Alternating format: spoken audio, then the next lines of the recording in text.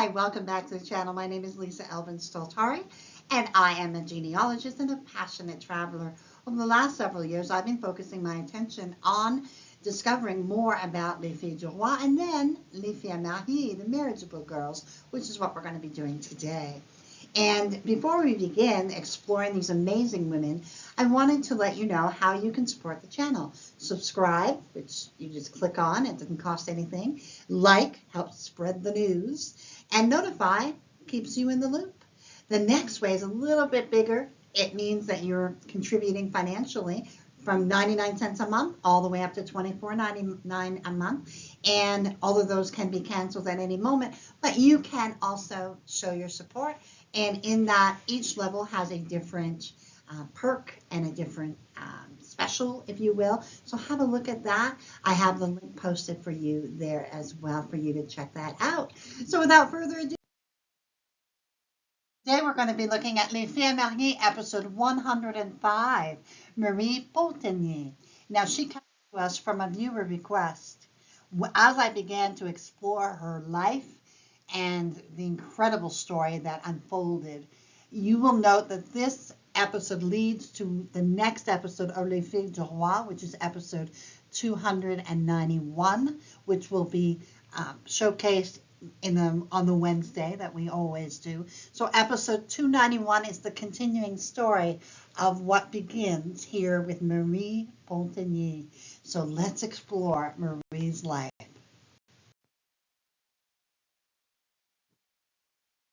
Born in 1643 in Widowhood in France. Her parents were Urbain Pontonnier and Félicité Gagne.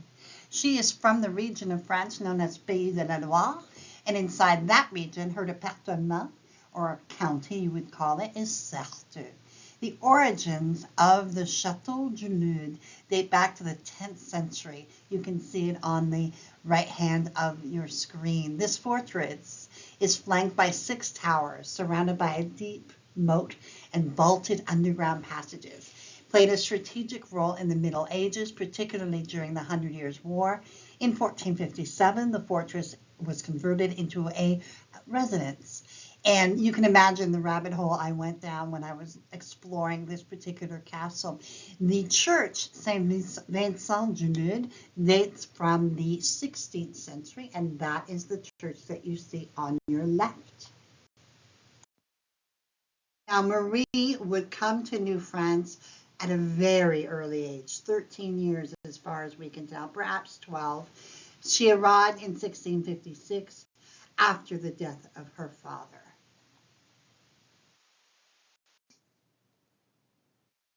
The man who would become her husband, his name was Pierre Gadois, and he was born in 1631 in Ige, which is found in the Normandy region of France, and inside of that is part of the Honore region.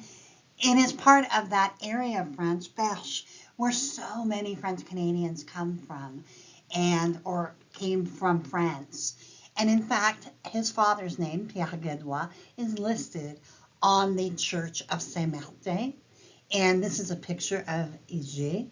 And in fact, his father would become the first landowner in Ville-Marie, which would become Montreal. So they were extraordinarily early pioneers. Let's have a look. The Gadois family would arrive in New France sometime around 1636. And they would settle in Quebec City for a little while, but then eventually made their way, obviously, to Montreal. Montreal wasn't even a thing when they came. So they were very early on, and Pierre, the son, would become the first altar boy in Montreal, according to Sister Marguerite Bourgeois. His father, Pierre, as we have noted, became the first land owner in Montreal, granted by none other than Governor Maisonneuve. Pierre himself would become a gunsmith, and he was trained as an armorer. And just so you know, an armorer is someone who makes, repairs, or supplies weapons, armor, or arms. Let's talk a little bit about Ville-Marie, or Montreal. It was founded by the Paul de Chamedy, Sœur de Maisonneuve, and was essentially a missionary, which was founded in May of 1642. The colony would not thrive, and it was on the verge of extinction when Chamonix decided to return to France to recruit 100 settlers, which would become known as the Grand Recrues. From this small group would evolve the Notre Dame Congregation from Sister Marguerite Bourgeois. When Montreal was founded, the new colonists were rapidly confronted by a fearsome enemy, the Iroquois. Unfortunately, there was no regular army on Montreal soil until 1665, so it was up to the men of the area to create their own militia, which they did in 1663, and many, many men became part of that militia who were in Montreal at that time. And these pictures don't even do Montreal justice, but on the upper right is the old Montreal as we see it today. This is Notre Dame Cathedral, again, as we see it today. If you look down, there is an illustration of what it would have looked like, much simpler. And this is taken from a museum imagery of the fort of Ville-Marie, as it would have been. And this is my beloved Montreal and the skyline as you approach it. It really is magnificent. And I just want to stress that Montreal is an island, and it's very, very important to understand that, because this was its greatest weakness, because you could attack it from all ends, and also it became its greatest strength, because you could enter it from all different directions. So Montreal, and you know, it's funny because I was living off the island. I was living in a small town in Drummondville, grew up there, just knew Montreal, and there were bridges, and so it never even occurred to me that it was an island. I was on some high school trip or something, and then we were coming back from Thunder Bay or North Bay, I can't remember, and somebody said, "Hey, I can't wait to get back to the island," and I said, "The island? What island?" And they looked at me. So it really is, you don't remember that it's an island at this point because it's so interconnected, but it really, really is fundamental to understanding it. Now, on the 6th of May, 1657, they were married, Marie and Pierre. However, there had been another suitor, René Besnard de Boisjoli, and Marie chose Pierre, and this did not go well with René. And here's what happened. At the wedding, he would condemn them both to a childless marriage. Now, Pierre was made to recite certain things, and they tried to counteract the curse. Remember, this is 16th century New France. This was very, very serious. And after a year, they were childless. They went to the bishop in Quebec City and received another blessing. Still no children were born. And so what ended up happening is they then, by 1658, René would be tried for witchcraft, the very first in the colony. And he would escape the death penalty, but he ended up in prison and then finally released, and he settled in Montreal. He was absolutely banished from Montreal, and he would settle at Trois-Rivières. He would eventually marry a woman named Marie Sedinot. And yes, this is my 9 times great-grandfather and great-grandmother. So that's a whole other story. There's a lot of stories to this particular case, and I urge you to do some research on it. I will provide a link for you to explore this particular case. But so far as Marie and Pierre, after 3 years, no child was born, and their marriage was annulled, as they truly believed they had been cursed.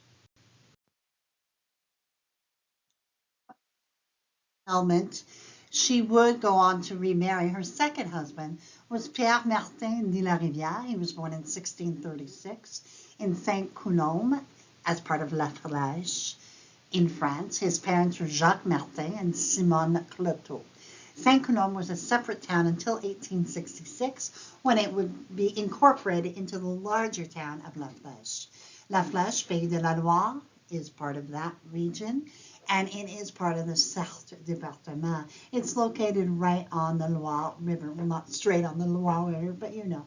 There's about 15,000 people who live there as of the last census. The origin of the name La Flèche, which means arrow in French, It dates back to the Romans, and the first seigneur of La Flèche, Jean de La Flèche, built the original castle. The Église Saint-Colombe was originally built in the 13th century, but was completely rebuilt. And we also have the actual castle, which is now the City Hall, was originally built in the mid-11th century as a fortress. And one of the really amazing things that I found in my research is that the staircase that is there, that is now in Montreal, is part of the former Hôtel Dieu of La Flèche. So it's kind of really neat. I have not yet seen it in person, but it's definitely on my bucket list. So that is where Pierre Martin would come from. Pierre would arrive with Le Grand Recru of 1653 that we've talked about in the formation of Montreal. And there is that plaque that honors him, and I've circled his name on there. So he was definitely, again, not as much of a pioneer as Pierre Gadois, her first husband, but definitely part of that really early beginnings. So her first marriage was annulled in 1660, and very shortly thereafter, on November 3rd, 1660, she and her second husband, Pierre Martin de la Rivière, would marry at the same church. Let's see what happens. It's true, this poor woman who had suffered so much also now suffers the loss of her second husband only 4 months after her marriage. But there was a surprise. Marie would now become a widow and, yes, a mother. Marie, her child from Pierre Martin, was born in 1661, and she would go on to marry Antoine Villedieu and would have one child before her own early death at 25.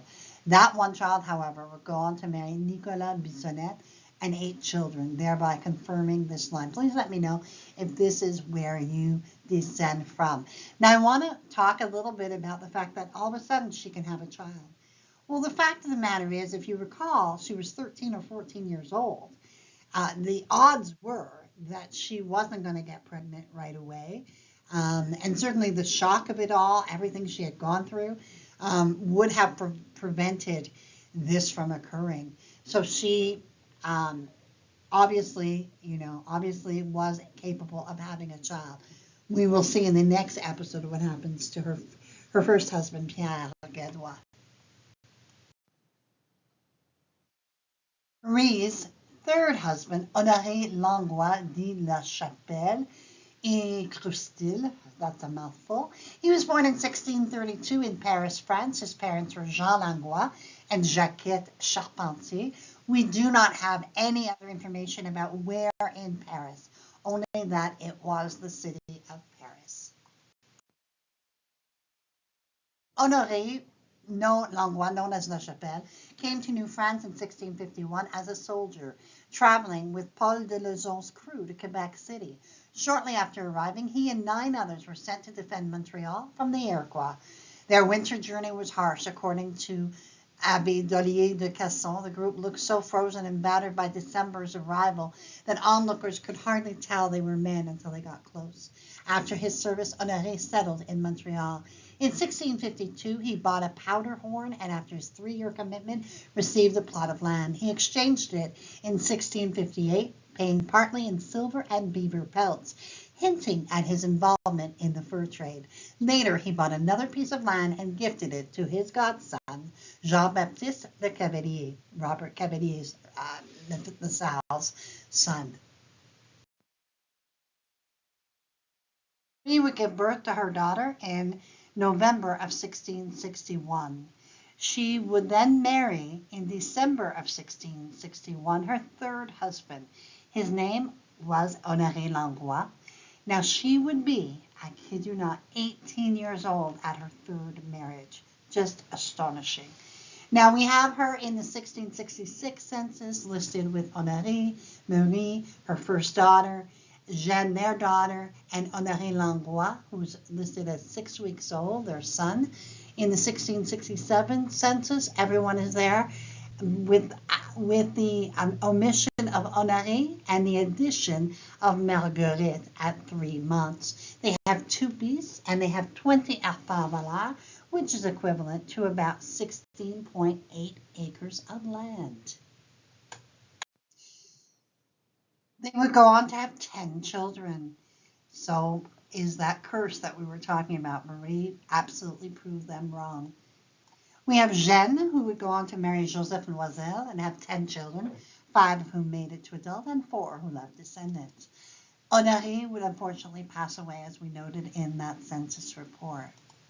Marguerite would marry André Huneau, his mother, Pierre Martin, Marie Lorgueil, who we featured in episode 101, and I'll put the link in the notes for you to click on if that is your interest. We have Anne Thérèse, who married Robert Genot and would have 4 children, all of whom made it to adulthood. Françoise's mother is Fille Marie, number 62, Françoise Bénard, who we featured in number 62, and I will put the link for you there. We have Jean, who married Jeanne Gauthier and would have 10 children, 8 of whom made it to adulthood. We have André, who would marry his sister-in-law, Marguerite Gauthier, and have 7 children, all of whom made it to adulthood. We have Françoise, who would marry Louis Baudry and have 5 children, all of whom made it to adulthood. Antoine would pass away at 3 years of age. Joseph would die in infancy, and Antoine would die also at 3 years of age.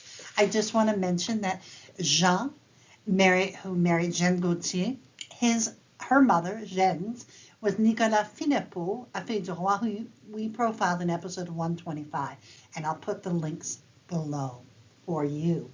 In the 1681 census, we have Honore Chapelier, and we have Marie Pontonnier, sa femme. Again, there's a 15-year age gap.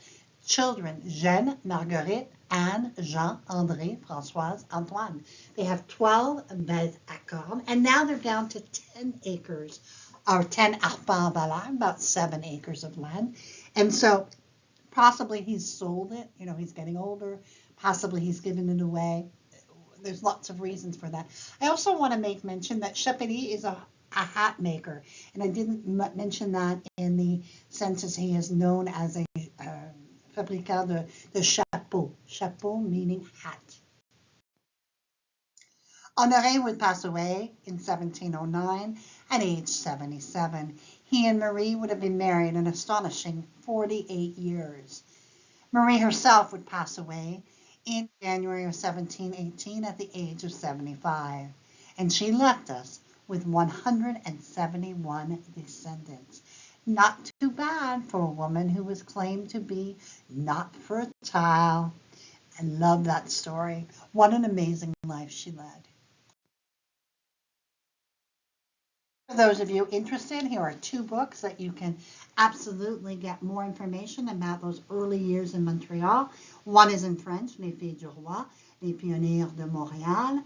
And then the other one is a fabulous book, The Women of Ville Marie, Pioneers of 17th Century Montreal. I would urge you, it's written by Susan McNally, who I work with on the Society of Filles du Roi. She's just phenomenal. This book is truly like a Bible for all of us who want to kind of get a feeling of what life was like back then. Remember to pick it up. I've posted the links to Amazon, unless your local library carries it. This is definitely a must read for those of you who are researching early Montreal. Oh my gosh, what can I say about Marie? I'm exhausted by her life. It was just amazing roller coaster ride of all kinds of challenges and deceptions and tragedy, and then finally ending her life on a more positive note. So it was a wonderful, wonderful story to explore. If you are a descendant of Marie, certainly you can be very, very proud of everything she went through. And we thank her for her perseverance, for her dedication to remaining here and not taking the easy way. She could have literally returned to France after the first marriage, but she chose, I think, to stay here and build her life. So we thank her for her bravery and her courage and her steadfastness. We are grateful that she came and she gave of herself. And I want to say thank you to my patrons, supporters, and subscribers.